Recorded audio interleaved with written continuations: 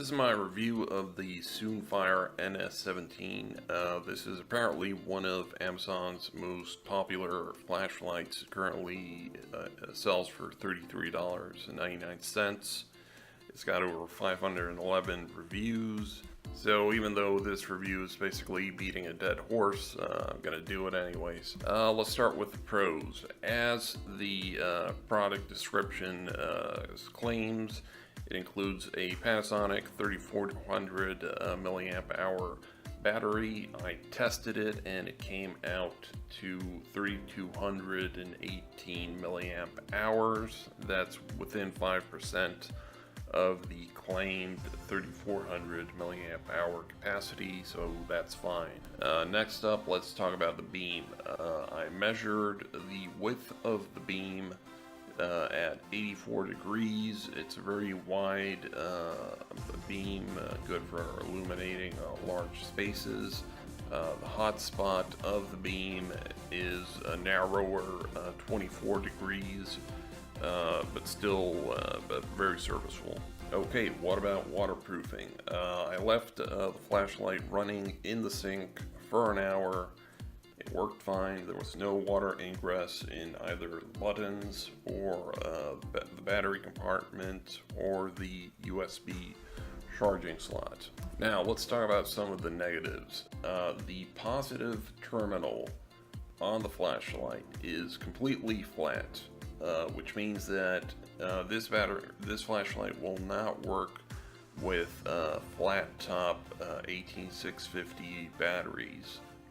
You will need a battery, an 18650 that has a raised positive terminal, or simply add a blob of solder to a flat top 18650, which I've done here to illustrate. Another negative is the USB charging, which is very underpowered. With a fully discharged lithium-ion battery, 18650, in the flashlight, it only charges at about half an amp, which means it'll take a fairly long time to recharge the 3200 amp hour battery. In fact, it will take 6 hours at half an amp. The other big problem with this flashlight is thermal issues. It comes with a Cree XML2 blah blah blah, which if you look up the spec sheet, it is a 10 watt LED, which means you're holding a 10 watt heater in your hand, and it very quickly gets hot.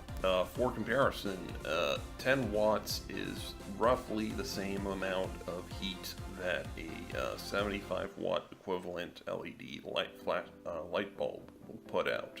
You're basically holding a light bulb in your hand, and it very quickly gets hot.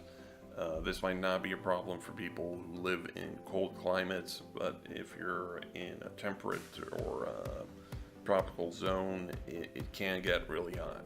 And on the topic of temperature, in the product description, it claims that it has, quote, precise temperature control system, monitor working temperature, adjust brightness reasonably to performance best, friendly red and green battery indicator.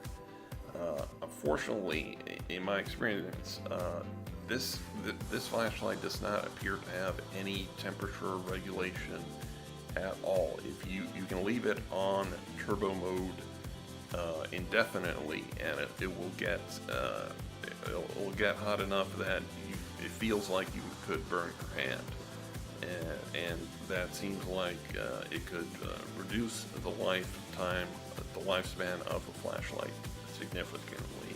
This might not be a problem for you if you're smart and just reduce the intensity of the light when you feel it getting hot.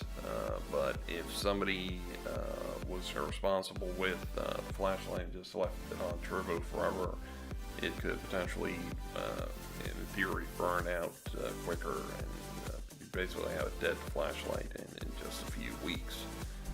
Those minor issues aside, I actually really enjoy the flashlight.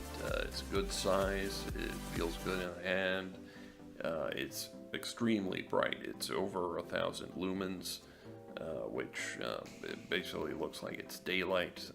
You can annoy people with the flashlight. It's a small size, so you can basically carry it every day. And the USB recharging, even though it's not very fast, it's very convenient because it's micro USB, and that's the most common cell phone recharging cable. So you're gonna have those cables available anyways. So it's very convenient to be able to charge your flashlight with your cell phone charger at the same time.